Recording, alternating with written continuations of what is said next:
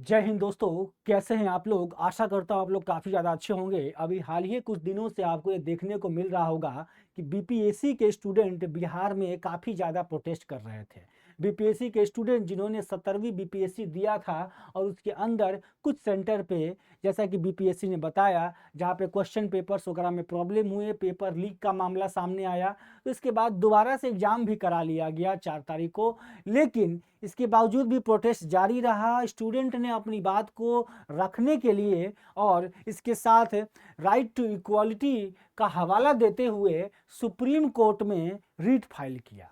Supreme court में REET article 32 के अंतर्गत फाइल किया जाता है जब आपका फंडामेंटल राइट वायलेट होता है।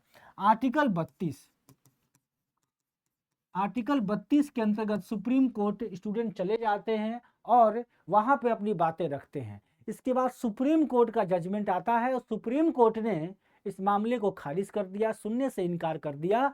तो आज के इस सेशन में हम लोग ये समझेंगे आर्टिकल 32 कौन सी है और इसके साथ सुप्रीम कोर्ट ने आखिर क्यों इस मामले को सुनने से इनकार कर दिया और वो कौन सा आर्टिकल है जिसके अंतर्गत सुप्रीम कोर्ट ने इस मामले को सुनने से इनकार किया है। तो तमाम तरह की जानकारी को हम लोग इसके अंदर समझने वाले हैं। तो चलिए आज के इस सेशन को स्टार्ट करते हैं। मामले को आपने समझा कि मामला क्या है, सुप्रीम कोर्ट के अंदर क्यों ये मामला गया।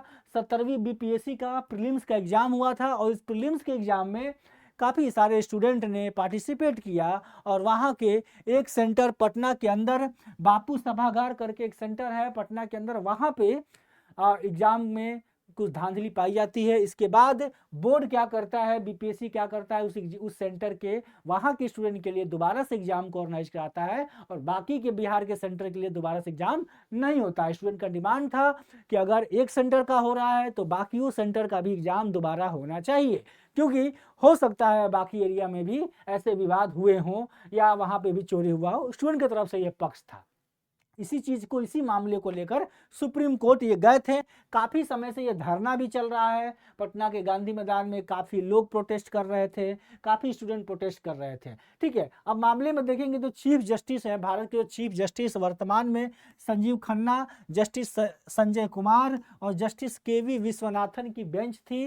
इन बेंच ने कथित पेपर लीक के आधार पर बिहार बीपीएससी के आयोजित 17वीं बीपीएससी का मामला ये सुन रहे थे, जिसमें मांग था कि परीक्षा को ही रद्द किया जाए और दोबारा से एग्जाम कराने के लिए बीपीएससी को आदेश दिया जाए। ये इनके सामने रखा था। तो सुप्रीम कोर्ट ने इस पे सुनवाई किया। अब इसमें एक चीज और देखेंगे, 13 दिसंबर 2024 को 900 केंद्रों पर 5 लाख से अधिक उम्मीदवार यहाँ पे पार्टिसिपेट किए थे और 2 जनवरी को यहाँ पे काफी ज्यादा भूख हड़ताल वगैरह चला, पॉलिटिकल मैटर्स भी आए, काफी सारी चीजें इसके अंदर हुई। हमारे लिए क्या इंपॉर्टेंट है एज ए लॉ स्टूडेंट, हमें क्या समझना है? हमें समझना है 2 आर्टिकल को। ठीक है, दोनों आर्टिकल को हमें समझना है।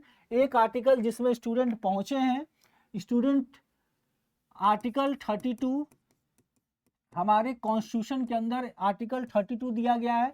आर्टिकल 32 कॉन्स्टिट्यूशनल रेमेडीज बोलते हैं इसको। ठीक है, कॉन्स्टिट्यूशनल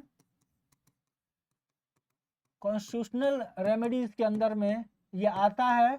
ठीक है, आर्टिकल 32 के अंतर्गत जब आपका कोई फंडामेंटल राइट इन्फ्रिंज होता है तो फंडामेंटल राइट अगर इन्फ्रिंज होता है तो आप सुप्रीम कोर्ट डायरेक्ट जा सकते हैं। तो इसके बेसिकली आर्टिकल 32 के अंतर्गत जो बीपीएससी के स्टूडेंट थे वो इसी के हवाला से यानी कि सुप्रीम कोर्ट पहुंचते हैं। उनका मानना यह था कि एग्जाम अगर एक सेंटर पे कराया जा रहा है तो बाकी सेंटर पे भी होनी चाहिए। राइट टू इक्वालिटी का वायलेशन हो रहा है, राइट टू इक्वालिटी का वायलेशन किया जा रहा है और कई तरह की चीजों के बारे में स्टूडेंट्स ने आवाज उठाई। ये आर्टिकल जरूरी है। इसके साथ जो दूसरा हमारा आर्टिकल है वो आर्टिकल कौन सा, इसको देख लेते हैं। Article number 226। अब आर्टिकल नंबर 226 को अगर हम देखेंगे, आर्टिकल नंबर 226 के अंदर क्या कहता है इसको थोड़ा समझेंगे। आर्टिकल नंबर 226 के अंदर हाई कोर्ट में जाया जाता है, अपने फंडामेंटल राइट्स को लेकर, अपने राइट्स को लेकर रीट फाइल किया जाता है, रीट्स वगैरह फाइल होते हैं। ठीक है, रीट्स वगैरह फाइल होते हैं। तो बेसिकली इसको हम अभी विस्तार से समझते हैं। तो ये आर्टिकल 26 और आर्टिकल 226 और आर्टिकल 32 हमारे लिए इंपॉर्टेंट है। ठीक है, अब यहाँ पे देखिए, यहाँ पे चीज देखेंगे आप, केस का नाम क्या था, एग्जाम आपको ये नाम याद रखना है। केस का नाम था आनंद लीगल एंड फॉरम ट्रस्ट बनाम बिहार लोक सेवा आयोग अन्य, ये संख्या, ये जो केस है ये केस का नाम था। यानी कि ये जो आपका रिट फाइल हुआ है सुप्रीम कोर्ट के अंदर, इसी नाम के अंदर, इसी के अंतर्गत रिट फाइल किया गया। अब आते हैं 226 के ऊपर। 226 है क्या, तो सुप्रीम कोर्ट ने तो क्लियरली इसको मना कर दिया। ठीक है, कि आप पहले कहाँ जाइए, हाई कोर्ट में जाइए, पहले हाई कोर्ट में जाके अपील कीजिए, हाई कोर्ट के बाद आप सुप्रीम कोर्ट में आइए। ठीक है, तो इसलिए इसको हटा दिया गया, इस मामले को ही सुनने से इनकार कर दिया गया। अब 226 जो कॉन्स्टिट्यूशन ऑफ इंडिया के अंदर है, जो आर्टिकल है, अनुच्छेद है, उसके बारे में थोड़ा देख लेते हैं, इंपॉर्टेंट पॉइंट है। आर्टिकल 226 कॉन्स्टिट्यूशन के पार्ट 5 में दिया गया है, और पार्ट 5 के अंदर ये power handle to the high court, high court को ये पावर देता है कि वो रीट इशू कर सकते हैं। ठीक है, हाई कोर्ट रीट इशू कर सकते हैं आर्टिकल 226 के अंतर्गत। 226 का एक कहता है कि प्रत्येक हाई कोर्ट के पास ये पावर है, वो ऑर्डर या writ including habeas corpus, mandamus, prohibition, quo warranto और सयूरी, ये 5 जो रीट हमें संविधान ने दिया है, ये पांचों रीट को इशू कर सकते हैं हाई कोर्ट। ठीक है, इसके बाद आर्टिकल 226 कहता है कि हाई कोर्ट की यह पावर है, रीट या ऑर्डर एनी पर्सन, गवर्नमेंट या अथॉरिटी, किसी के खिलाफ ये इशू कर सकते हैं अपने लोकल जुरिस्डिक्शन में, अपने स्टेट में। क्योंकि यही चीज का हवाला दिया गया स्टूडेंट्स का, यानी काउंसिल का कहना था सुप्रीम कोर्ट के अंदर कि गांधी मैदान में जहां पर विद्रोह चल रहा था पटना के अंदर, उसी के नियर बाई हाई कोर्ट है। हाई कोर्ट पास में होने के बावजूद भी हाई कोर्ट ने स्वतः संज्ञान नहीं लिया, इसलिए हम लोग सुप्रीम कोर्ट आए हैं। तो यहाँ पे बेसिकली, क्योंकि आर्टिकल तो ये कहता है कि हाई कोर्ट एक्शन ले सकती है। ठीक है, किसी भी अथॉरिटी के खिलाफ, अथॉरिटी यानी बीपीएससी अथॉरिटी है। ठीक है, इसके साथ देखिए आर्टिकल 226 का 3 कहता है कि इंटरिम ऑर्डर भी पास कर सकती है हाई कोर्ट, इंजंक्शन, स्टे, ये सारी चीजें इसके अंदर अप्लाई कर सकती है।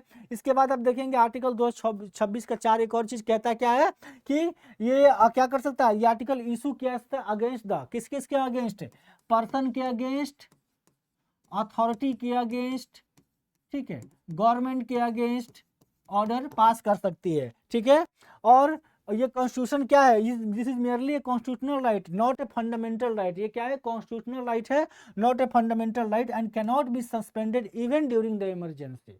ठीक है, इसके साथ article 226 is a mandatory nature of the case of fundamental right and डिसेंट्री nature where it is issue और is such of the purpose it enforce not only the fundamental right but also the legal right. Article 226 सिर्फ fundamental right को इन्फ्रिज नहीं करता है, legal right को भी आपको देता है। ठीक है, लीगल राइट के लिए भी ये काम करता है, इन्फोर्स करवाता है। ठीक है, तो ये आपका बेसिकली 226 यही कहता था, और सुप्रीम कोर्ट ने 226 का ही हवाला देकर कहा है कि आप 226 के अंतर्गत कहाँ जाइए, हाई कोर्ट के अंदर जाइए। पहले high court, Patna high court में अपना फाइल कीजिए, वहां पे केस को फाइल कीजिए, और वहां से जब फाइल होगा केस, वहां पे सुनवाई होगी, वहां के डिसीजन के अकॉर्डिंग आप सुप्रीम कोर्ट में आएंगे।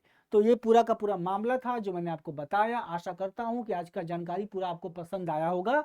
ठीक है, और ये आर्टिकल 226 के अंदर जो आपके 5 हमारे रिट्स दिए गए हैं कॉन्स्टिट्यूशन के अंदर, इसमें हेबियस कॉर्पस है, मैंडामस है, सर्टियोरी है, प्रोहिबिशन है, क्यू वारंटो है, ये सारे है। जिसमें देखिए हेबियस कॉर्पस का लैटिन मतलब क्या होता है, टू हैव ए बॉडी और टू प्रोड्यूस ए बॉडी।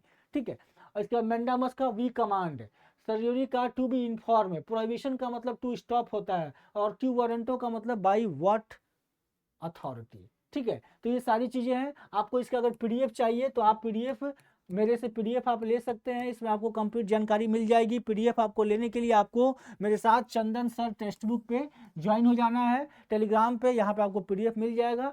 ये एक बेसिक इन्फॉर्मेशन था जो मैं आपको देने के लिए आया था, ताकि ये पता चले कि जो भी बीपीएससी के स्टूडेंट ये सोच रहे होंगे, उनको जानकारी अभी नहीं मिला होगा कि आखिर क्यों मामला सुप्रीम कोर्ट से वापस आ रहा है, तो ये सारी जानकारी उनके लिए थी। और बाकी सभी स्टूडेंट जो इस तरह के न्यूज़ को देख रहे हैं या अपडेट समझना चाहते हैं कौन से आर्टिकल किसके वजह से, कौन से कानून की वजह से ऐसा चीज़ें हो रही हैं, वो सभी लोग इससे एक अच्छा बेहतर जानकारी उनको मिला होगा इस लेक्चर से। तो चलिए आगे फिर मिलेंगे, फिर लेक्चर में मिलेंगे, तब तक के लिए जय हिंद जय भारत।